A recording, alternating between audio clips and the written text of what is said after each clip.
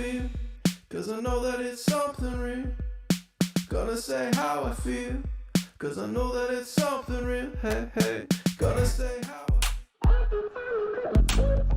She got this new thing, now every evening I'm taking pictures of her cruising down the pavement. And I don't hate it, sunshine or raining. She out there rolling on four wheels like she famous. What makes us think growing up has to be the final destination?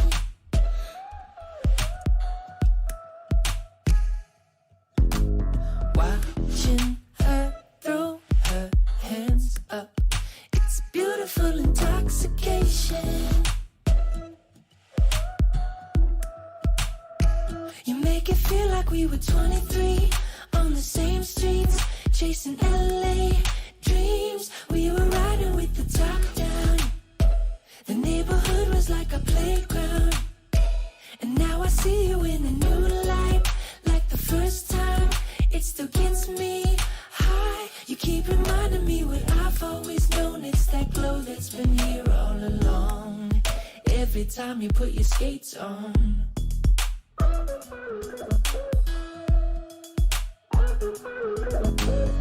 She got no bearings.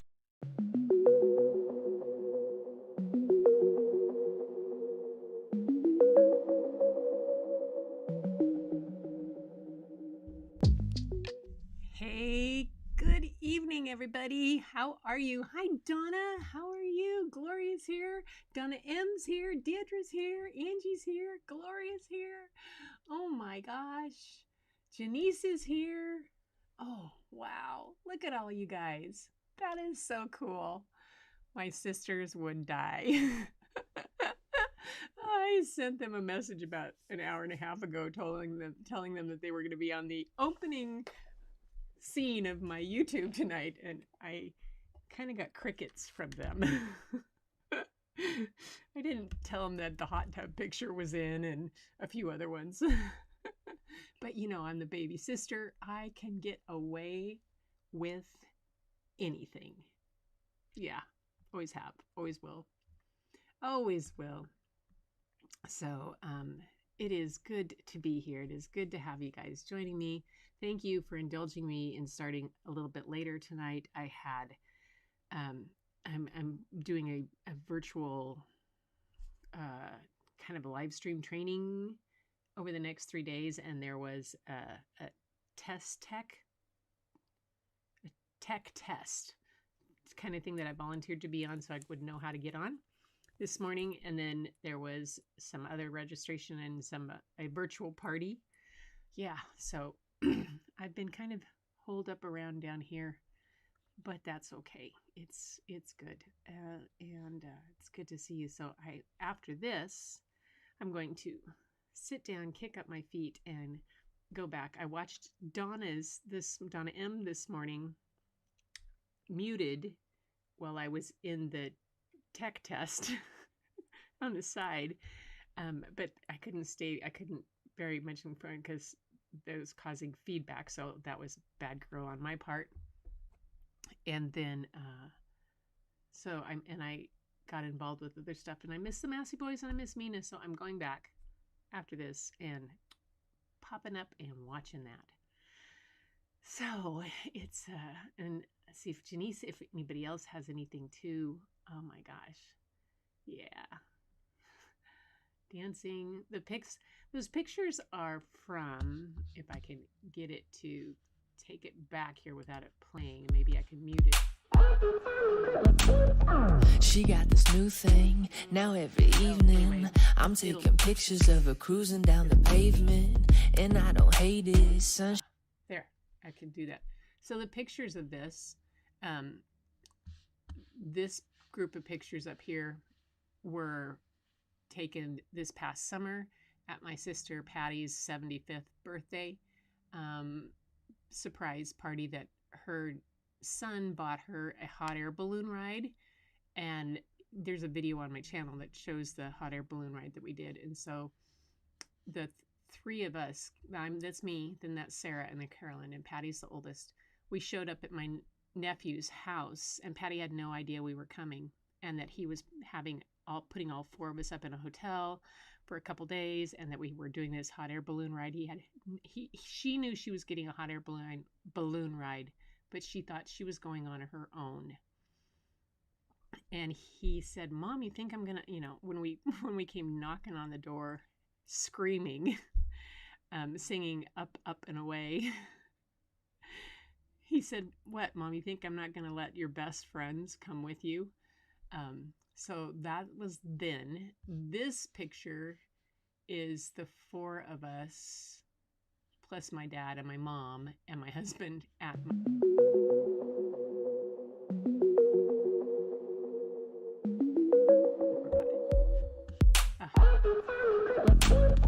She got this new thing now every evening. there. Okay. And then this picture, I think this one was right after we moved. Oh, this one over here that's on the upper right-hand side is right after Bob and I moved in here to Taylor Bay, and the three of them showed up to help me unpack. And that would have been in 2019. Then the lower left is a picture that we took on one of our sisters' weekend, and we were in Bend, Oregon at Sun River. And then the picture on the lower right is the hot tub on my deck after they came for Sisters Weekend. Every year we do Sisters Weekend, and we choose a different town, and we go and kind of just go nuts and go to every shop possible. They drag me to fabric stores, and I drag them to bookstores and other things. We go every which way we go. We drink way too much wine, and it's just absolutely fabulous.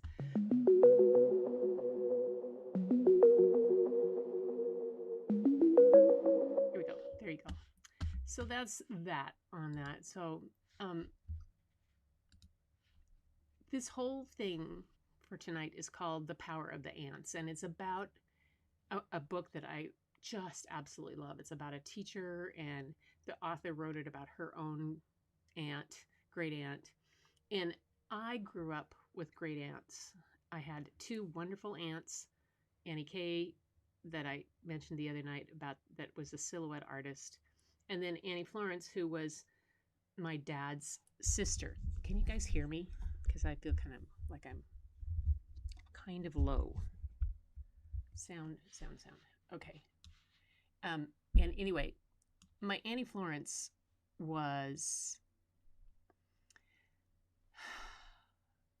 okay. So she lived outside of LA in Eagle Pass, or Eagle Rock. And when Bob and I got married, we went down and stayed at her house, and it had so much fun. And then we went to the Rose Bowl and all kinds of things. But Annie Florence was wild. She had divorced years before, and she was just, oh my gosh. She grew orchids, and when she was in her late 70s or early 80s, she actually went on a trip up the Amazon River looking for orchids. It was kind of like, African Queen type boat. And you would think, okay, so she was spry, me or my family. She also had surgery enough that she'd had a colostomy bag. So it's not easy to travel like that. So that was Annie Florence. She was a kick in the pants. And so those were my aunts. But I also had great aunts, and they were my dad's aunts. Aunt Susie and Aunt Mary were my grandmother's sisters. And oh my goodness, Aunt Mary lived in San Diego, they lived in La Jolla. There was something else. She was just too much fun. But my great aunt Susie was married in 1929 and divorced in 1930. she then proceeded to move from Seattle to Portland area, and lived with a friend for time on. So you can figure out why she divorced. She was gay. At the time, it was not anything that would be talked about. But Portland, Oregon had a fairly large gay community and a strong sensibility. Aunt Susie was also the one that was a photographer. And let me just show you real quick. If I can see this. Is it this one? Is it this one? Nope, not that one. There. See this? These are some of her slides. And they are, this is a minuscule box of her slides that I have. I have slides of hers of all along the West Coast, of everything from like the 1930s all the way through 1970 something. There's photographs of places in Mount Rainier that I know people who hike go, "You're kidding." She went there, and she was a wonderful photographer. She was a member of the Sierra Club. She was a member of the group F64. So she knew Imogene Cunningham. She met Ansel Adams, and she met Edward Weston. All those people who I just admire so much. But she just loved taking photographs, and that's what she did. So one of my tasks is scanning all of these, which you can do with this cool scanner thing. And there's an app on your phone. Come on. See if I can show you one of these that I did earlier. Oh, my phone's almost dead. No wonder. Here. There it is. Oh, it's dark. Oh, I don't think you can see it. Yep. It's too dark. My phone's almost, but it's this gorgeous picture. I wish you could see more of it. That's all up near Lake Tipsu, near Mount Rainier. And that's taken in 1948. So the power of the ants. My daughters coined the phrase "the power of the ants" because my sisters and I were known to do kind of amazing things. When Bryn, my youngest daughter, decided to start her business, Brightside Living, she owns adult mental health group homes in Eugene, Oregon. And she called me up and said, "Mom, do you think the ants can come help me get this? You guys could help me get this house ready, because we found a house that was a adult foster home, but we can transfer it, make it into an adult mental health group home, but it has to have some adjustments. It has to have things to meet DSHS." So I sent messages to my sisters, and a few weeks later, on a long weekend, we showed up with 2 pickups and a car. The pickups were stacked full of every possible leftover piece of furniture that we had and tools, and the cars, and we all brought any kind of paint that we had. And we showed up on Thursday night, and we started Friday morning, and we had till Monday we were going to work. By Sunday, my sisters were all able to go home because we had managed to completely repaint the entire interior of the house, clean it out, clean out the air ducts, rework the kitchen, had recovered furniture that we bought at Habitat for Humanity, built a kitchen island, and made an office. To the point where the inspector came in after that week. He thought it would be a month before Bryn got the house ready, and said, "What happened? How did you get it done in a week?" She said, "Oh, I invoked the power of the ants." And that became the coin. I mean, my sisters built cupcake wedding cakes for my daughters. Um, it's just about anything that they can do and put together. Um, it's pretty amazing. So this book that I'm reading tonight is called My Great Aunt Arizona, and it is by a lady named Gloria Houston. And Gloria Houston wrote my very favorite Christmas book, The Year of the Perfect Christmas Tree, which I read for Vlogmas, but I don't know if I read to you guys. I have to go back and look. And it's an Appalachian Christmas tale. And she wrote that. And she had, other ones like Miss Dorothy and the Bookmobile, and that's about a librarian. She did a children's novel called Little Jim that ended up having multiple ones, became quite famous. And then she had another one that she wrote about, I think it was called My Brother's Dying, and it was a young girl's talk about how she felt as her brother was dying. Anyway, she's just an amazing author. We lost her in 2006 to cancer, but she had written over 10 books. She was a school teacher herself that went on to be a college professor. She in the Appalachian, she's just really well known and an amazing author. So the illustrations are done by Susan Condie Lamb, and it was the first book that Susan Condie Lamb had ever illustrated. So it's kind of spectacular in that aspect too. So I wanted to share that with you guys tonight. And let me get it all set up here. Get it right. Move everything. Tonight's drink of choice is hot chocolate with cinnamon whiskey.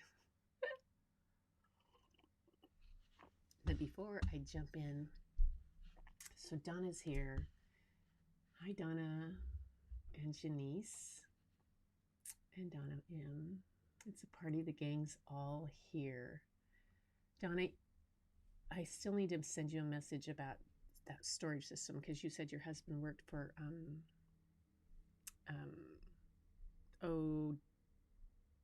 Western Digital, right? I think so.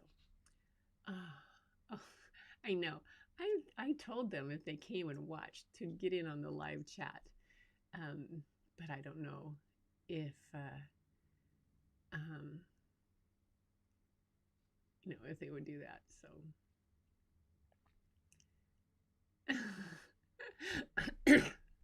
and you just think you're getting away with it.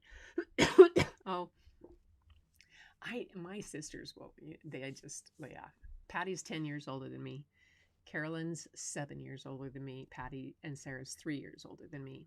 And so shortly after I was born, my mom got quite ill. She had jaundice after I was born. And so Patty ended up taking care of me a lot at that first. And so Patty we're all very close to her. She's kind of our rock. But we each have our own different kind of contributions to the whole thing. Carolyn and I, when she was 21 and I was 14, she'd come home from college or so, or even early before that, she'd come home from college and I'd go stay at a friend's house. And we got in a huge knockdown drag out when she was 21 and I was 14. And oh my gosh, yeah. Then we got better. Yeah. It's okay. It happens.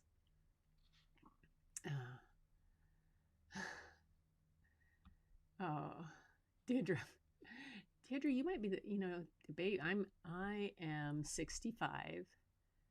Gloria's just a little bit older than me. The things it's 85. Yeah, you.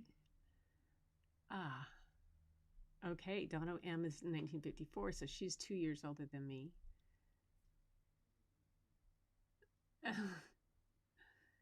Janice.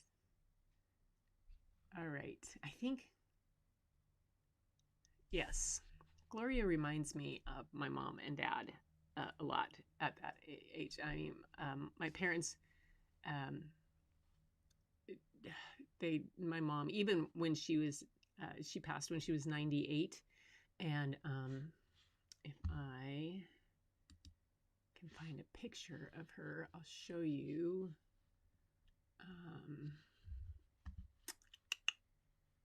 People.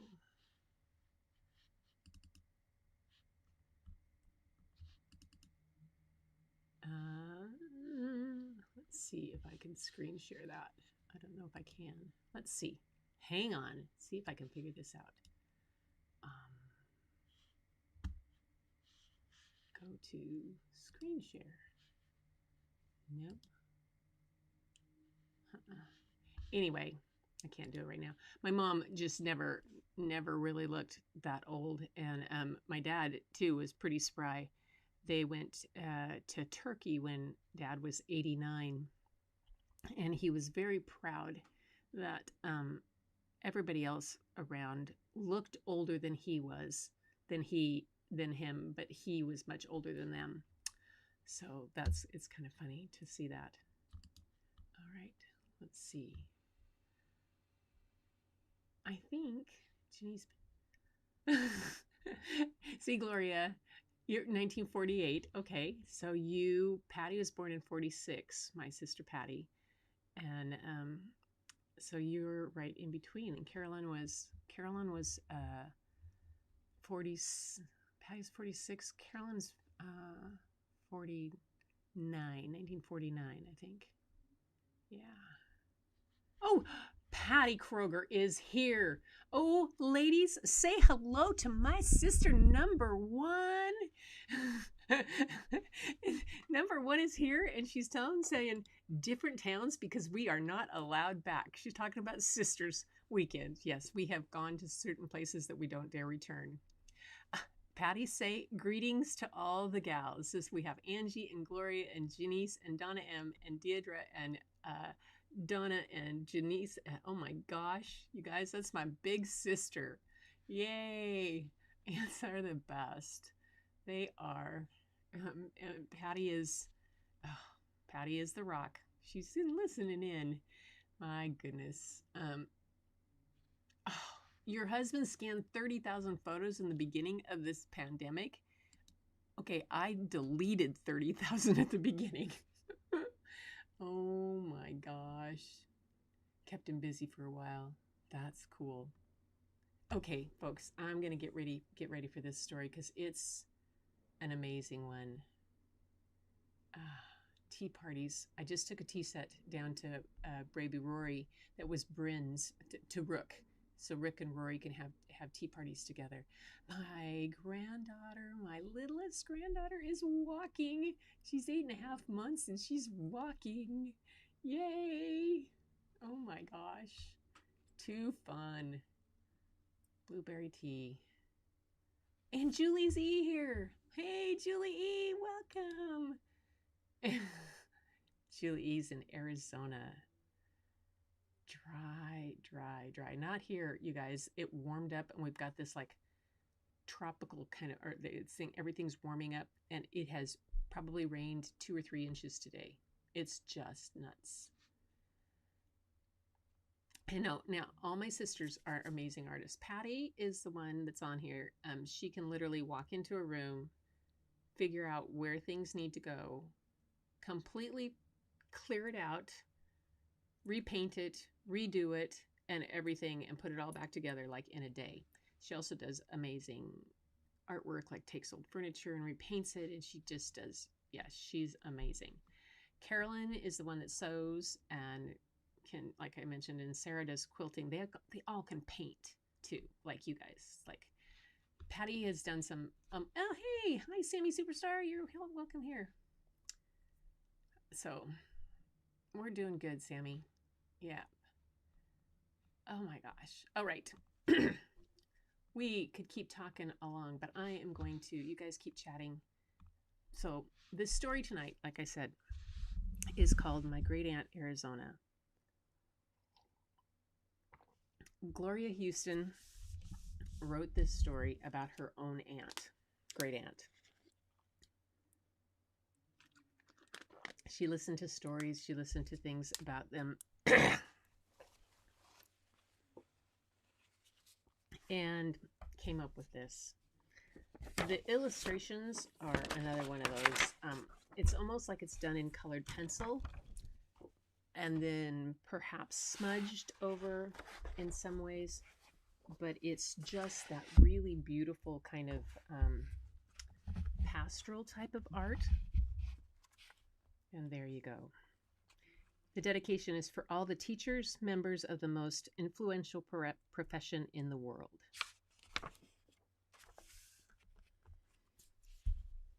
My great aunt Arizona was born in a log cabin her papa built, in the meadow on Henson Creek, in the Blue Ridge Mountains. When she was born, the mailman rode across the bridge on his big bay horse with a letter.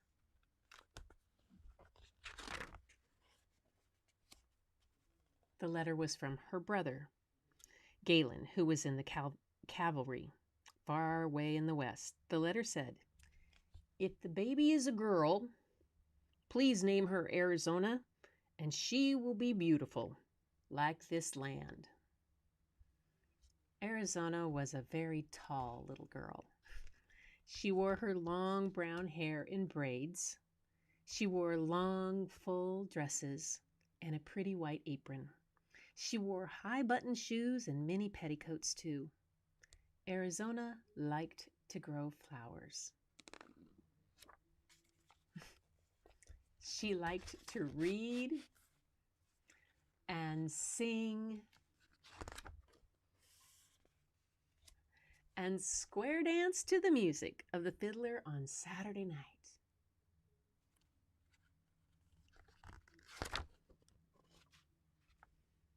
Arizona had a little brother, Jim. They played together on the farm. In summer, they went barefoot and caught tadpoles in the creek. And in the fall, they climbed the mountains, searching for galax and ginseng root. In the winter, they made snow cream with sugar, snow, and sweet cream, and from Mama's cows. When spring came, they helped Papa tap the maple trees and catch the sap in buckets. Then they made maple syrup and maple sugar candy.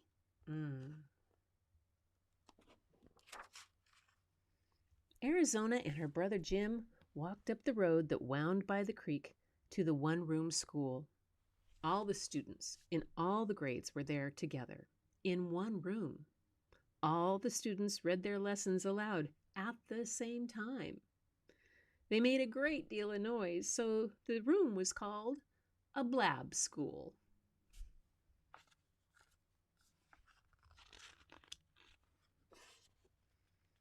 The students carried their lunches in lard buckets made of tin.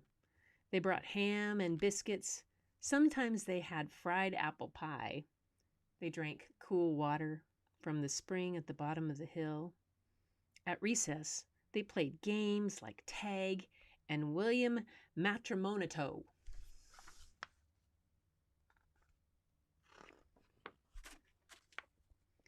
When Arizona had read all the books at the one-room schoolhouse, she crossed the mountains to the school in another village, a village called Wing. It was so far away that she rode her papa's mule. Sometimes she rode the mule through the snow.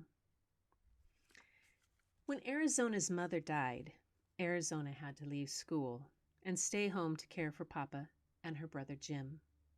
But she still loved to read and dream about the faraway places she would visit one day. So she read and she dreamed, and she took care of Papa and Jim. Then one day, Papa brought home a new wife. Arizona could go away to school, where she could learn to be a teacher. Aunt Susie invited Arizona to live at her house and help her with the chores. Aunt Susie made her work very hard, but at night, Arizona could study and dream of all the faraway places that she would visit one day. Finally, Arizona returned to her home on Henson Creek. She was a teacher at last. She taught in the one-room schoolhouse. Let me see if I can focus this in a little bit more. There. She taught in the one-room school where she and Jim had sat. She made new chalkboards out of lumber from Papa's sawmill and covered them with polish made for shoes. She still wore long, full dresses and a pretty white apron. She wore high-button shoes and mini petticoats, too. She grew flowers in every window. She taught students about words and numbers and the faraway places they would visit someday. "Have you been there?" the students asked. "Only in my mind," she answered, "but someday you will go."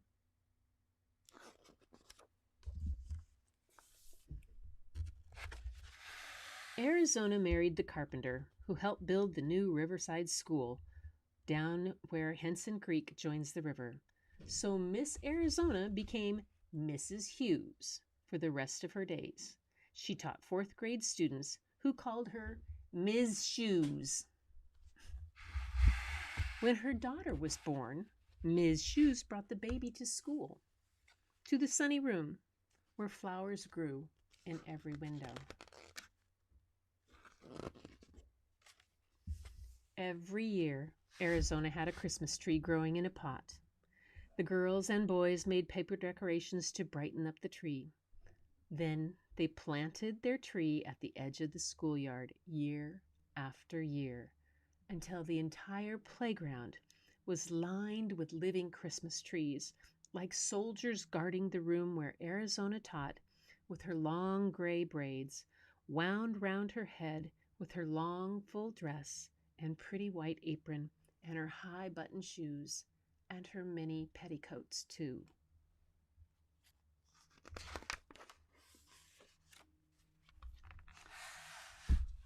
The boys and girls who were students in her class had boys and girls who were students in her class, and they had boys and girls who were students in her class. For 57 years, my great-aunt Arizona hugged her students. She hugged them when their work was good. She hugged them when it was not. She taught them words and numbers and about the faraway places they would visit someday. "Have you been there?" the students asked. "Only in my mind," she answered, "but someday you will go."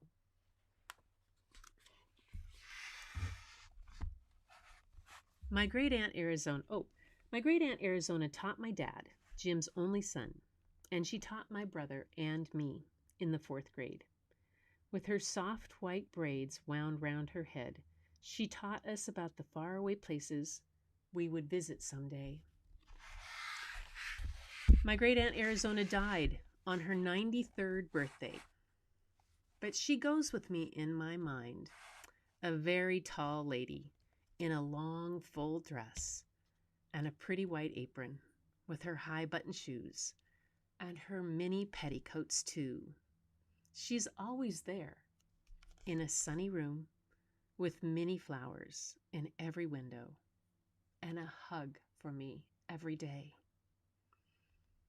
She never did go to the faraway places she taught us about, but my great-aunt Arizona travels with me and with those of us whose lives she touched. She goes with us in our minds.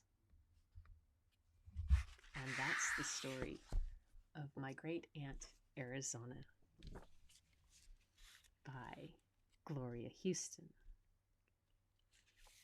So, I think that's a pretty spectacular story. I've always loved it.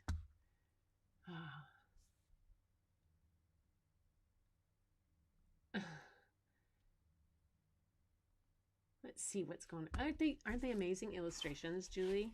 Yeah, Julie says they're amazing illustrations it's just like, look at the centerfold here on this one. The whole aspect of the story. You have, it starts over here with the lead-in lines of the fence and how it goes, and it just everything leads you through the story, and it's almost like it's done in pastels.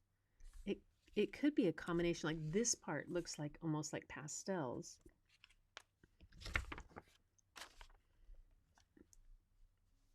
I don't know.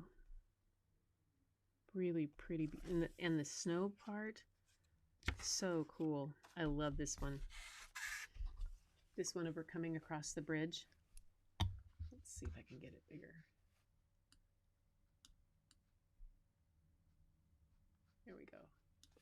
So you see the little flowers down here across the river and everything.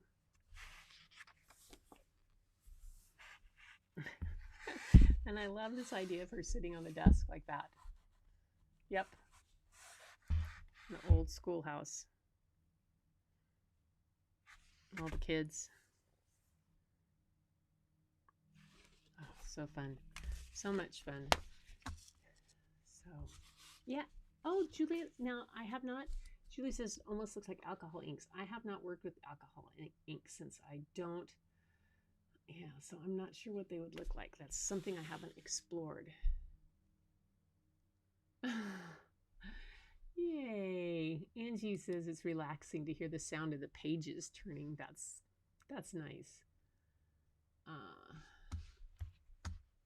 late dreamer. People Patty, like my parents, and Patty can attest to this, didn't really travel until we were all gone away to college, and they went a couple places, like they went to Norway before that and stuff, but they Dad was very careful about what he did, miss shoes, and how he managed things. So when it came time, though, Dad had a hard time not going places. I don't think they ever went to Africa. And Patty could tell me if I'm wrong. And and they didn't go to Antarctica. And I don't know if they went to South America, but they went to Europe so many times, and to Russia, and to China, and to Australia, New Zealand. Yeah. So, look like muted watercolors. Yeah, a lot like the Little House type books. I think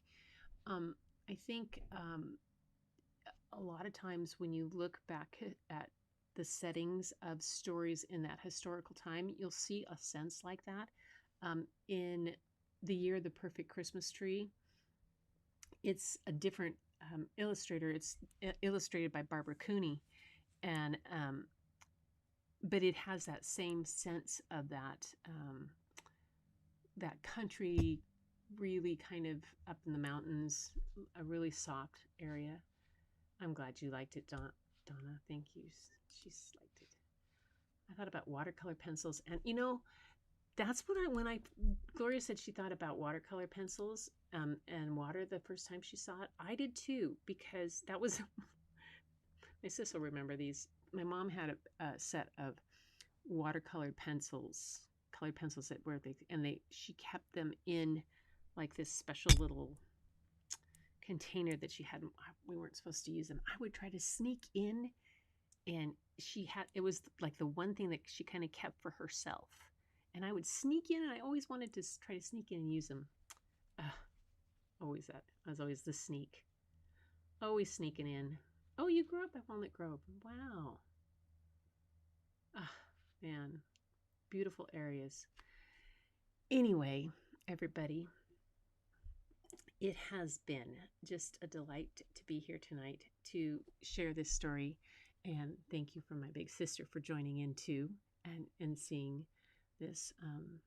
And she didn't share too many stories in the chat, which I'm surprised. But this is really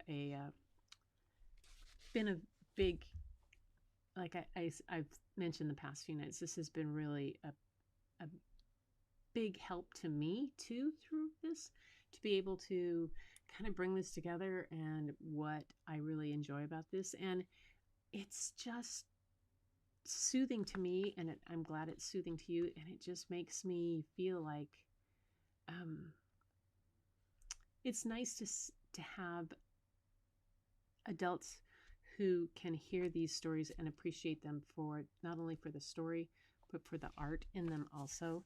And so it's just one of those wonderful type of things. So tomorrow night is Sugar Ships, and we're going to do sugar painting. So Sugar Ships is a really short little book, so we'll have time to paint. So I'm going to bring sugar and glue. We'll see how that works, and stuff.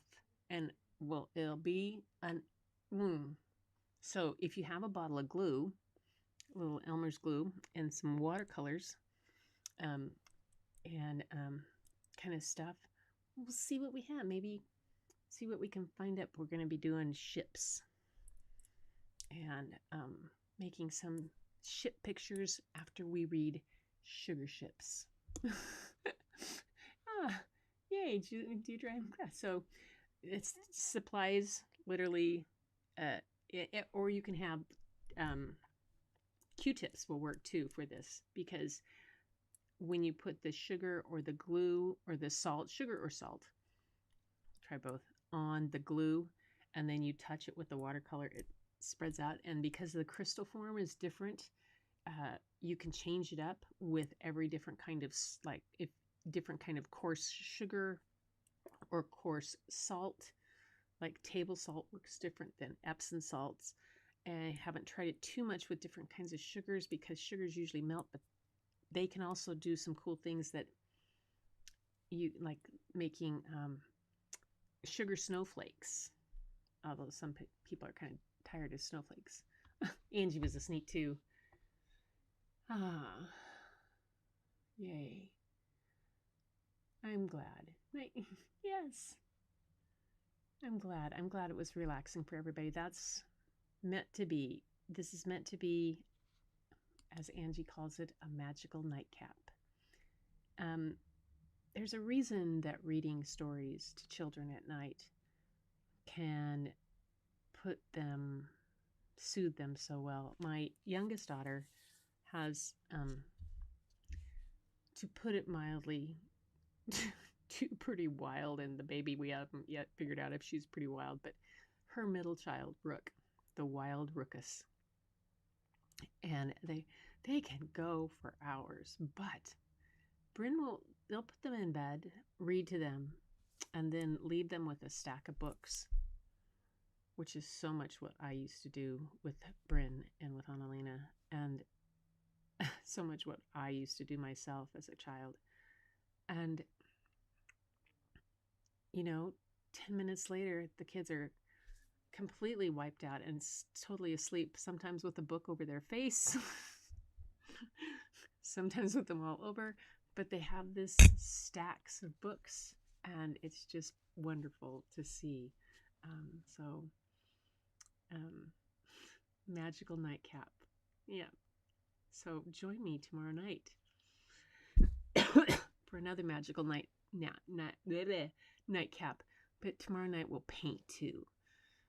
We'll read and play. Yeah. Does anybody have?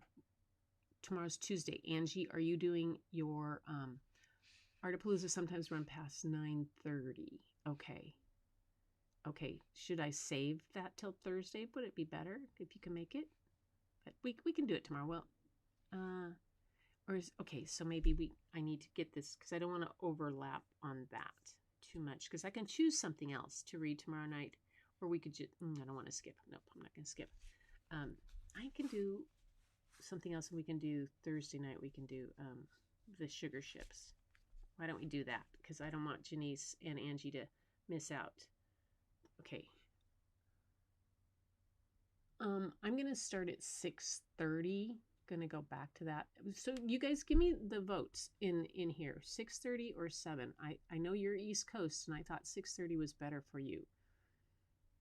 And tell me the nights that you have conflicting. We have conflicting, like Artapalooza is on Wednesday. I forgot. So Tomorrow's Wednesday. Okay. Good night, Julie. Thanks for listening, Angie. Okay. And talking about doing art. Okay. So I don't see anything in the chat about who's, so 6:30 is better for, yeah, I think 6:30 has been better. And so why don't we do this? I'll save sugar ships for Thursday, because then it won't cross over with Artapalooza. Tomorrow night, I'll have something I'll find to read. I know I have a whole basket full of stuff. And so, all right, ladies. So until then, keep looking. 9, and Janice and I think Artapalooza will be over by 9:15. Oh, okay. Well, I'm flexible. We'll start at 9 at your time, 9:30, 6:30 our time. And if Artapalooza is over and you guys are coming, then I'll just do sugar ships and we'll just keep going. It. Otherwise, we'll find something else. I'm flexible. I'm Gumby. You know, I got to do the Gumby bit. So, everybody.